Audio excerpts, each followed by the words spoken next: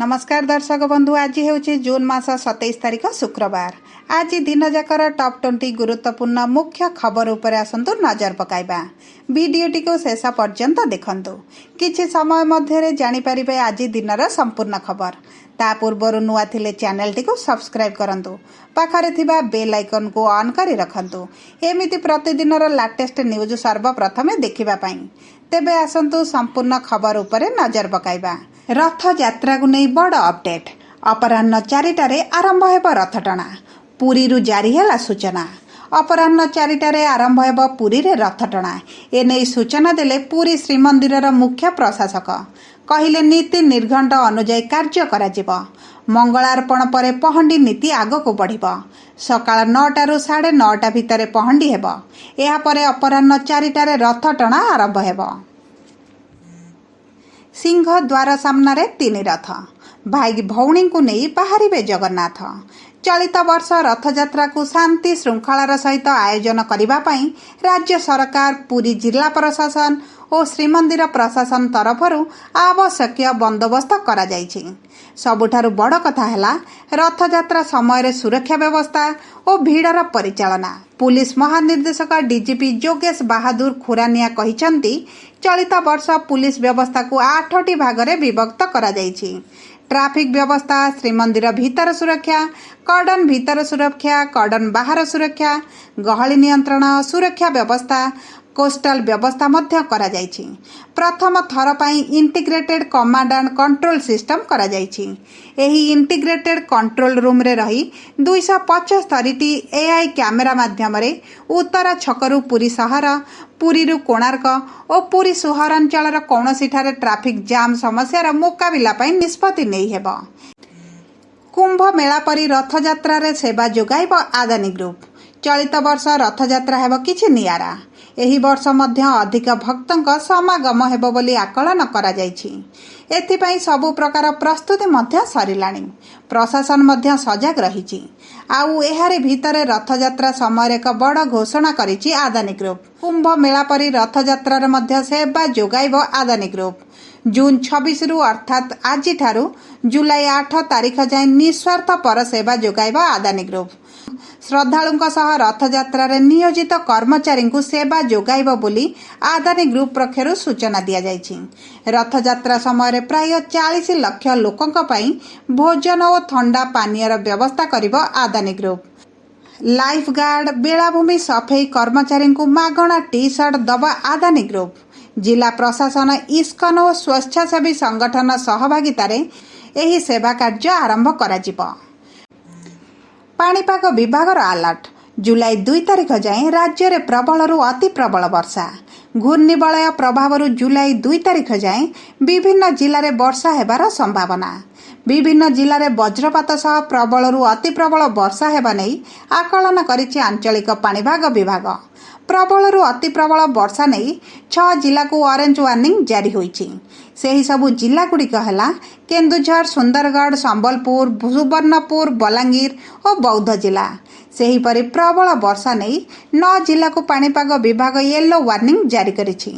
बरगढ़, नुआपड़ा, अनुगुल, ढेंकानाल, देवगढ़, मयूरभंज, झारसुगुड़ा, कलाहांडी और कंधमाल जिला को येलो वार्निंग जारी होइछि। एहा सह बिजुली घड़घड़ी नहीं 11 जिला को पाणीपाग विभाग येलो वार्निंग रहिछि। सेही सबु जिला गुड़िक है बालेश्वर, भद्रक, जाजपुर, केन्द्रापड़ा, कटक, जगतसिंहपुर, पुरी, खोर्धा, नयागढ़, गंजाम और गजपति। रथयात्रा पूर्वर सामयिक कर्मचारी खुशी खबर। कार्यरु निवृत्ति समय पाइबे एकाकालीन 2.5 लाख टंका। पूर्वर सामयिक कर्मचारी मानकु कार्यरु अंतर कराजिबा बेले सेमानकु एकाकालीन 1.5 लाख टंका मिलुथिला। एही परिमाण को मुख्यमंत्री मोहन चरण माझी 2.5 लाख टंका को वृद्धि करिसंती। ए संक्रांतीय प्रस्ताव को मुख्यमंत्री अनुमोदन देइछंती।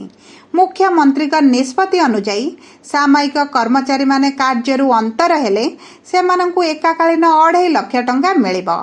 जदि सामयिक कर्मचारी नियमित पदवी को जाउथिबे किंतु 5 वर्ष पूर्ण करि नथिबे तेबे से क्षेत्र रे सेमानकु मध्य 2.5 लाख टंका एकाकालीन राशि मिलिबो।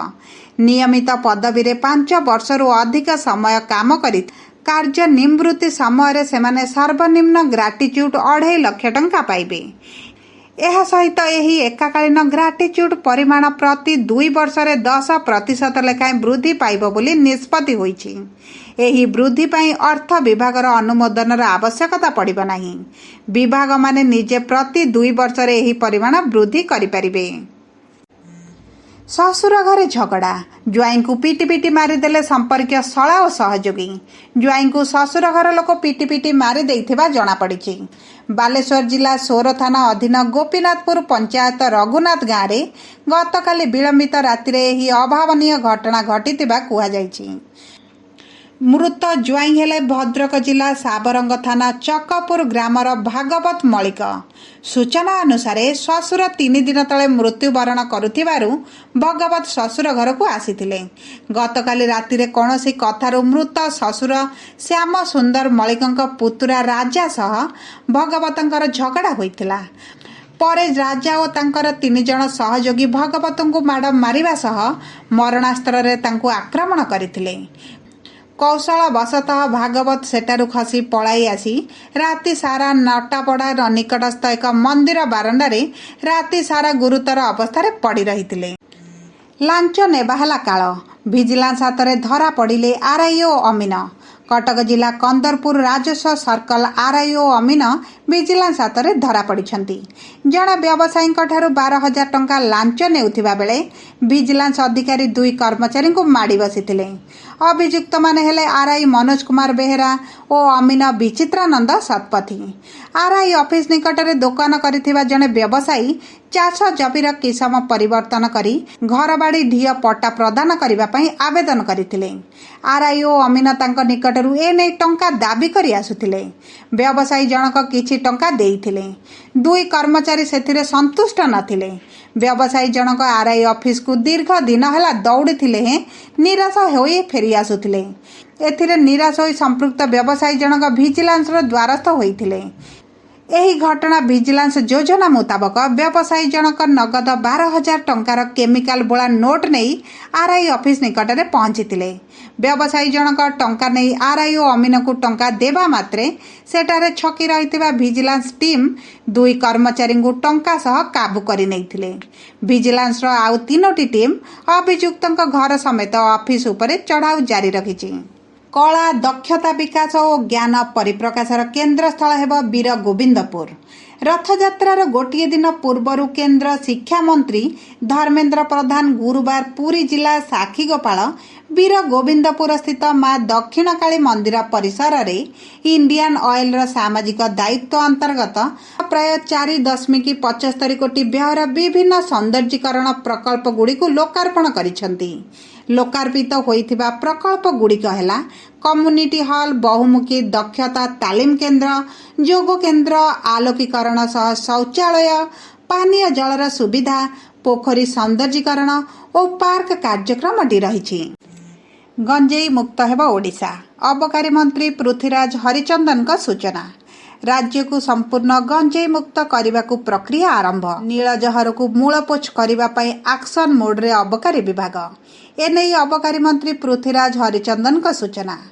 चलित वर्ष सर्वाधिक गंजेई चाष नष्ट करा जाइछि। विभिन्न स्थान रे जनजातिर लोकों को प्रलोभित करा जाउछि। मिछ कही सेमानकु चाष रे नियोजित करा जाउछि। सेमानक उपरे सरकारक तीक्ष्ण नजर रहिछि बोली पृथ्वीराज हरिचंदन कहिसेंति। एहा सह जनजातिंक पई विकल्प व्यवस्था करा जिवो। पुलिस विभाग सह मिसी आलोचना करा जिवो बोली कहिसेंति अबकारी मंत्री पृथ्वीराज हरिचंदन। माँ तारिणी वस्त्रालय गोदाम रे भयंकर अग्निकांड। सर्ट सर्किट रु जलीगला कोटी कोटी टंकार सामग्री। कल्पना स्थित माँ तारिणी वस्त्रालय गोदाम रे भयावह अग्निकांड। कंप्यूटर सर्ट सर्किट रु जलीगला कोटी कोटी टंकार लुगापटा एवं आसबाबपत्र। बुधवार विलंबित राति माँ तारिणी वस्त्रालय गोदाम रे अग्निकांड घटी। निया लगी गोदाम रे प्राय कोटिए रु अधिक टंकार सामग्री पोड़ी जिबार सूचना मिली। तारिणी वस्त्रालय गोदामर 2टी महाल क्षतिग्रस्त होइथिबार जଣାपଡ଼ିଛି। तेबे राति प्राय 10:30 बेले गोदामर स्काइलाइट्रु धुआं बाहारुथिबार देखि स्थानीय लोके अग्निशम बाहिनी को खबर देइथिले। सेपटे निआं लिभाइबाकु जाई वस्त्रालयर जणे कर्मचारी आहत होइथिबार जଣାपଡ଼ିଛି। 2 घंटा अक्लांत परिश्रम पर निआं को आयत्त करिथिला अग्निशम बाहिनी।